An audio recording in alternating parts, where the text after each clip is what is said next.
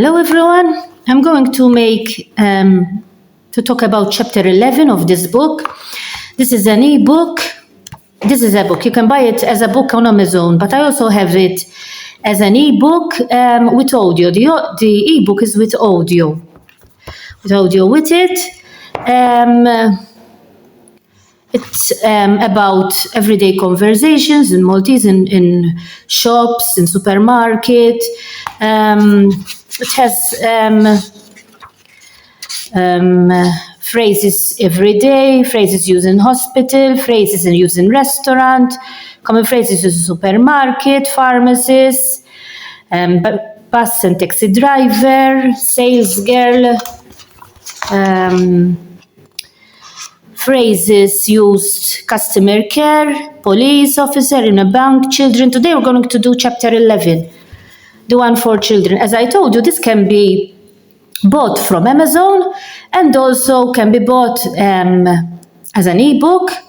I send it to you in an email, and if you buy it as an ebook, you will have with it the audio of all the book, so you know how you have the phrases written, but also you will have, as you can see, you have the phrases in English and the phrases in Maltese. Phrase in English and phrase in Maltese. And if you buy it as an ebook, I will send it with the audio. You will have the audio of all the chapters. So now today we're going to do chapter 11, phrases children might use in school. Common phrases that children might use in school. Let me do like this to see if it's better. Like this it's better. So phrases children might use in school. General classroom interaction. May I go to the bathroom, please? In Maltese we say, nista' mmur il-banju jekk jogħġbok. Fil-kamra tal-banju jekk jogħġbok. I don't understand this. Can you explain it again? Ma fimtix din. Tista' tispjegali mill-ġdid? Can I borrow a pencil, please?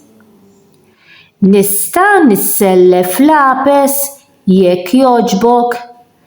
Nista' nissellef lapes jekk jogħġbok? I forgot my homework. Insejt ix-xogħol tad-dar tiegħi. Insejt ix-xogħol tad-dar tiegħi. What page are we on? Liema paġna qegħdin? Liema paġna qegħdin? Now during break or free time? Do you want to play with me? Trid tilab miegħi? Trid tilab miegħi? Can I join your game? Nista' nilab magħkom? Nista' nilab magħkom? That's my turn. That's my turn. Issa jmiss lili. Issa jmiss lili. Let's play football. Ejja nilabu football. Ejja nilabu football. Let's share the toys. Ejja naqsmu l-ġugarelli. Ejja naqsmu l-ġugarelli.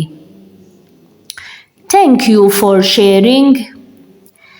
Thank you for sharing. Grazzi tal-liqsamta miegħi. Grazzi tal-liqsamta miegħi. Stop pushing. Timbuttax. Timbuttax. That's not fair. Dak mhux ġust. Dak mhux ġust. I'm sorry. Jiddispjaċini. Jiddispjaċini. The bell is ringing. Il-qampena qed iddoqq. Il-qampena qed iddoqq.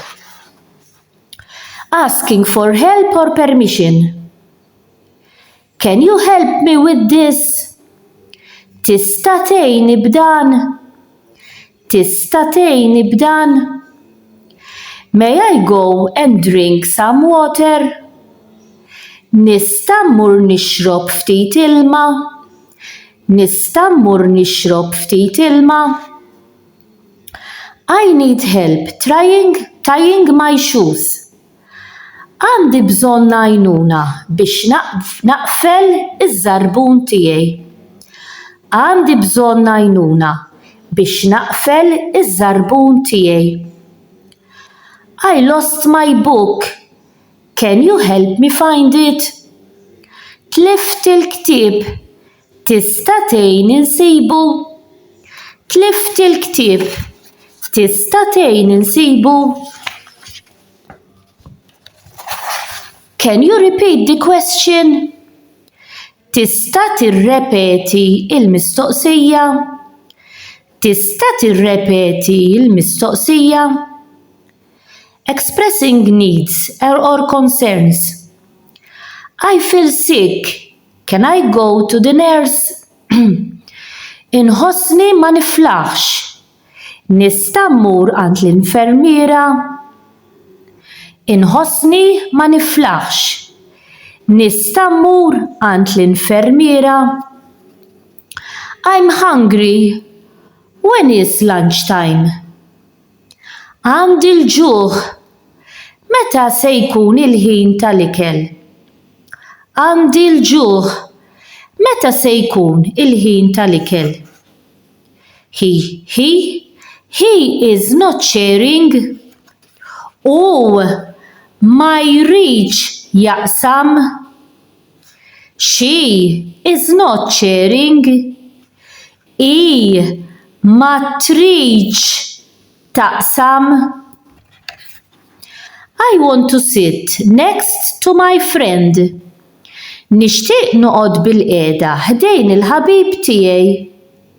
Nixtieq noqgħod bil-qiegħda ħdejn il-ħabib tiegħi. If it's a girl, ħdejn il-ħabiba tiegħi. Ħdejn il-ħabiba tiegħi.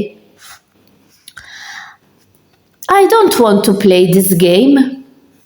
Ma rridx nilab din il-logħba. Ma rridx nilab din il-logħba. Answering or responding in class. I know the answer. Jien naf ir-risposta. Jien naf ir-risposta. Can I read next? Nista' naqra jien li jmiss. Nista' naqra jien li jmiss. I need more time to finish this. Għandi bżonn iktar ħin biex nispiċċa dan. Għandi bżonn aktar ħin biex nispiċċa dan. Can I work with a partner? Nista' naħdem ma' sieħeb? If it's a boy, if it's a girl, nista' naħdem ma' sieħba? I finished my work. What should I do now? Spiċċajt ix-xogħol tiegħi. X'għandi nagħmel issa? Spiċċajt ix-xogħol tiegħi. X'għandi nagħmel issa? Socializing with friends. What's your favorite subject? Liema suġġett hu l-favorit tiegħek? Liema suġġett hu l-favorit tiegħek? Let's sit together at lunch. Ejjew noqogħdu flimkien waqt il-ħin tal-ikel. Ejjew noqogħdu flimkien waqt il-ħin tal-ikel. Can you come to my birthday party? Tista' tiġi għal festa ta' Ellul snini?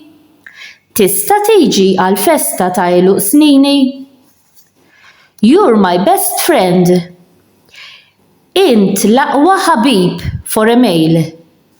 Int l-aqwa ħabiba tiegħi for a female. Let's do this project together. Ejja nagħmlu dan il-proġett flimkien. Ejjew nagħmlu dan il-proġett flimkien. Where are we going now? Fejn sejrin issa? Fejn sejrin issa? See you tomorrow. Narak għada. Narak għada.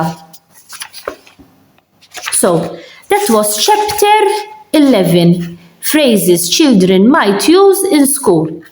As I told you, these, you can find them in my ebook. This is an ebook. It can be bought as a book from Amazon, but only as a book.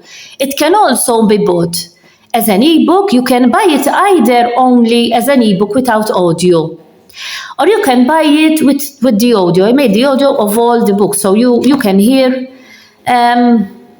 the phrases, not only read them. You will hear them and you will learn how to pronounce them. And the description, I will leave a link for the book that you can buy from Amazon, and also a link from where you can buy it as an ebook. Hope that you found this video interesting, and that you continue practicing. You are finding these videos, as I told you, interesting, and that you continue practicing the Maltese language. Bye for now.